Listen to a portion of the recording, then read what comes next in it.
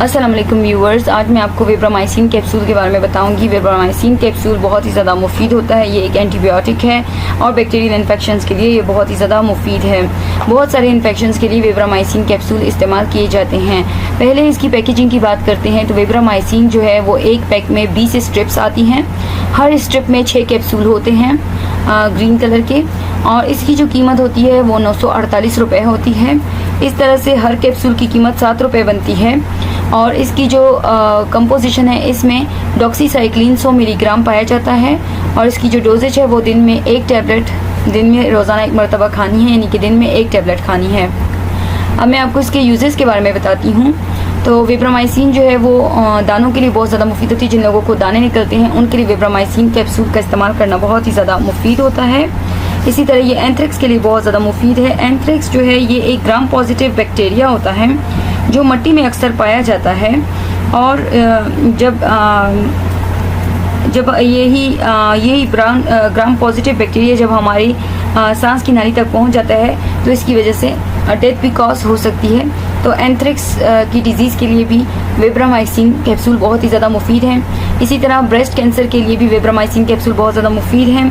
Leukaemia की जो बीमारी है जिन लोगों को, उनके लिए भी वेब्रामाइसिन कैप्सूल बहुत ज़्यादा मुफीद है। ल्यूकेमिया में ये होता है कि जो ब्लड फॉर्मिंग टिश्यूज़ होते हैं उनका कैंसर हो जाता है, उसको कहते हैं ल्यूकेमिया। ल्यूकेमिया जो है वो ब्लड फॉर्मिंग टिश्यूज़ के कैंसर को कहते हैं। ब्लड फॉर्मिंग टिश्यूज़ जैसे कि बोन मैरो है वो भी ब्लड सेल्स बनाती है, और लिम्फेटिक सिस्टम्स भी ब्लड सेल्स बनाते हैं। जैसे कि बोन मैरो जो है वो रेड ब्लड सेल्स बनाती है और लिम्फेटिक सिस्टम जो है वाइट ब्लड सेल्स बनाती है। तो जब यही ब्लड फॉर्मिंग टिश्यूज़ जो हैं अगर इनको कैंसर हो जाता है तो उसे कहते हैं ल्यूकेमिया। और ल्यूकेमिया के लिए भी ये जो वेब्रामाइसिन कैप्सूल है बहुत ही ज़्यादा मुफीद है। इसी तरह मलेरिया प्रोफाइलैक्सिस के लिए भी वेब्रामाइसिन कैप्सूल बहुत ज़्यादा मुफीद है। मलेरिया प्रोफाइलैक्सिस का मतलब ये है कि जिन इलाकों में मलेरिया फैली होती है, तो जब आप ऐसे इलाकों में किसी ज़रूरी काम की वजह से जाते हैं तो फिर एहतियाती तदाबीर के तौर पर वेब्रामाइसिन कैप्सूल इस्तेमाल किए जाते हैं ताकि मलेरिया से महफूज रहा जा सके और आप मलेरिया का शिकार ना हो। इसी तरह जिन लोगों को मलेरिया हो जाता है तो उनके लिए भी वेब्रामाइसिन कैप्सूल का इस्तेमाल करना बहुत ज़्यादा मुफीद है। इसी तरह ऑप्थेल्मिक इन्फेक्शंस है, तो ऑप्थेल्मिक इन्फेक्शंस यानी कि आंखों की बीमारियों के लिए भी, आंखों के इन्फेक्शंस के लिए भी वेब्रामाइसिन कैप्सूल बहुत ही ज़्यादा मुफीद है। और यूरिनरी ट्रैक इन्फेक्शन यानी कि पेशाब की नाली के जो मसाइल होते हैं, इन्फेक्शंस होते हैं, पेशाब में जो इन्फेक्शंस होते हैं, उनके लिए भी वेब्रामाइसिन कैप्सूल बहुत ही ज़्यादा मुफीद है। और फिर है गैस्ट्रोइंटेस्टाइनल इन्फेक्शंस। तो गैस्ट्रोइंटेस्टाइनल इन्फेक्शंस इस तरह के इन्फेक्शन होते हैं जिनमें मैदा और जो छोटी आंत है उनकी इन्फ्लेमेशन हो जाती है, यानी कि जो मैदा है और छोटी आंत है उनकी सोजिश हो जाती है, जिसकी वजह से आपको गैस्ट्रोइंटेस्टाइनल इन्फेक्शंस होते हैं। यानी कि इसके गैस्ट्रोइंटेस्टाइनल इन्फेक्शंस में आपको जो है दस्त लग जाते हैं, उल्टियाँ आने लगती हैं और पेट में दर्द होता है, तो उसके लिए भी वेब्रामाइसिन कैप्सूल का इस्तेमाल करना बहुत ज़्यादा मुफीद है।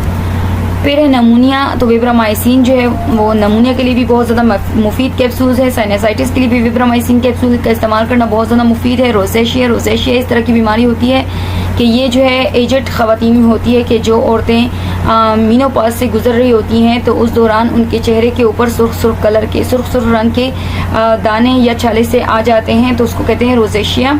और फिर शिज़ोफ्रेनिया। तो रोसेशिया और रोसेशिया के लिए भी वेब्रामाइसिन कैप्सूल का इस्तेमाल करना बहुत ज़्यादा मुफीद है। शिज़ोफ्रेनिया जो है वो इस तरह के शिज़ोफ्रेनिया एक आसाबी बीमारी होती है, और दिमागी बीमारियों के लिए भी वेब्रामाइसिन कैप्सूल का इस्तेमाल करना बहुत ज़्यादा मुफीद है। इसी तरह रेस्पिरेटरी ट्रैक इन्फेक्शंस हैं, यानी कि जो सांस की नाली के इन्फेक्शंस हैं, उनके लिए भी वेब्रामाइसिन कैप्सूल्स का इस्तेमाल करना बहुत ज़्यादा मुफीद है। अब मैं आपको इसके कुछ साइड इफ़ेक्ट्स बताती हूँ कि इसके इस्तेमाल करने से आपको उल्टियाँ आ सकती हैं, एनोरेक्सिया की शिकायत हो सकती है। एनोरेक्सिया यानी कि जिसमें इंसान का दिल खाने के लिए नहीं करता और वो हर वक्त यही परेशान रहता है कि उसका जो बॉडी वेट है वो बहुत ज़्यादा है। हालांकि ऐसा नहीं होता, लेकिन एनोरेक्सिया के जो पेशेंट्स हैं उनको ऐसा महसूस होता है कि उनका जो बॉडी का उनका जो वज़न है वो बहुत ज़्यादा है, इसलिए वो खाना नहीं खाते, और मतलब खाना बहुत कम खाते हैं, जिसकी वजह से उनमें वीकनेस आ जाती है। तो इस वेब्रामाइसिन के इस्तेमाल करने से आपको एनोरेक्सिया भी हो सकता है। इसी तरह वेब्रामाइसिन के इस्तेमाल करने से आपको जो है जिल्द के ऊपर रैशेज़ भी आ सकते हैं, और आपको जो है तो अर्टिकारिया का भी प्रॉब्लम हो सकता है। अर्टिकारिया जो है वो इस तरह से होता है कि आपकी जिल्द के ऊपर जो है वो येलो यानी कि जर्द रंग के या सुर्ख रंग के जो हैं वो दाने निकलना शुरू हो जाते हैं, जो कि बहुत ज़्यादा खारिश करते हैं और जलते भी हैं, जलन भी बहुत ज़्यादा करते हैं और खारिश भी बहुत ज़्यादा करते हैं। तो अर्टिकारिया इसको कहते हैं। विब्रामाइसिन के इस्तेमाल करने से एक साइड इफ़ेक्ट यह है कि आपको अर्टिकारिया भी हो सकता है। फ़ोटो सेंसिटिविटी हो जाती है, यानी कि आप धूप पर जो है वो बहुत मुश्किल से टाइम गुजार सकते हैं, यानी कि आपको जो है वो धूप से बहुत ज़्यादा सेंसिटिविटी हो जाती है। फिर है ग्लॉसिटिस। तो ग्लॉसिटिस ये है कि इसके इस्तेमाल करने से जो है इन्फ्लेमेशन ऑफ टंग हो जाती है, यानी कि ज़बान की सोजिश हो जाती है, जिसकी वजह से ज़बान का रंग भी तब्दील हो जाता है और ज़बान में ज़बान फूल भी जाती है, ज़बान में स्वेलिंग भी आ जाती है, तो उसको कहते हैं ग्लॉसिटिस। विब्रामाइसिन के इस्तेमाल करने से आपको ग्लॉसिटिस भी हो सकता है। फिर है हिमोलिटिक एनीमिया। तो हिमोलिटिक एनीमिया जो है वो इस तरह से होता है कि जब सुर्ख खुलिए जल्दी ख़राब हो जाते हैं और ख़त्म हो जाते हैं, यानी कि रेड ब्लड सेल्स जो हैं वो बनते इतनी ज़्यादा जल्दी नहीं हैं जितने कि जल्दी वो ख़त्म हो जाते हैं, तो इसको कहते हैं हिमोलिटिक एनीमिया। हिमोलिटिक एनीमिया के लिए भी हिमोलिटिक एनीमिया भी विब्रामाइसिन कैप्सूल का एक साइड इफ़ेक्ट है कि विब्रामाइसिन के इस्तेमाल करने से आपके जो रेड ब्लड सेल्स हैं वो जो है वो बहुत तेज़ी से ख़त्म होने लगते हैं, ख़राब होने लगते हैं और ख़त्म हो जाते हैं। फिर है इसकी कॉन्ट्रा इंडिकेशन कि किन लोगों को इस्तेमाल नहीं करनी चाहिए। तो हाइपर सेंसिटिविटी वाले लोग जिनको डॉक्सीसाइक्लिन से किसी किस्म की एलर्जी है तो वो विब्रामाइसिन कैप्सूल्स का इस्तेमाल ना करें। जिन लोगों को जिगर के अमराज हैं वो भी विब्रामाइसिन कैप्सूल का इस्तेमाल ना करें। किडनी की जो किसी को अगर गुर्दे की बीमारियां हैं या गुर्दे में पथरी है तो वो भी विब्रामाइसिन कैप्सूल का इस्तेमाल ना करें, क्योंकि जो विब्रामाइसिन है अगर किसी को लिवर या किडनी की बीमारी नहीं भी है और वो विब्रामाइसिन का इस्तेमाल बहुत ज़्यादा कर लेते हैं या ओवरडोज कर लेते हैं तो वो इनके जिगर को और गुर्दों को भी नुकसान पहुंचा सकती है।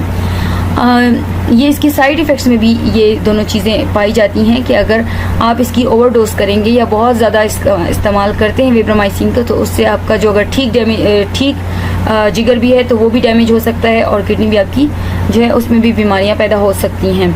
और फिर है कि ये बच्चों के लिए नहीं है, विब्रामाइसिन का इस्तेमाल जो है वो बच्चों के लिए नहीं करना चाहिए। बच्चों को विब्रामाइसिन कैप्सूल का इस्तेमाल नहीं करना चाहिए। जो ख़वातीन हामला हैं वो भी विब्रामाइसिन कैप्सूल का इस्तेमाल ना करें और जो लैक्टेटिंग मदर्स हैं वो भी विब्रामाइसिन कैप्सूल का इस्तेमाल ना करें।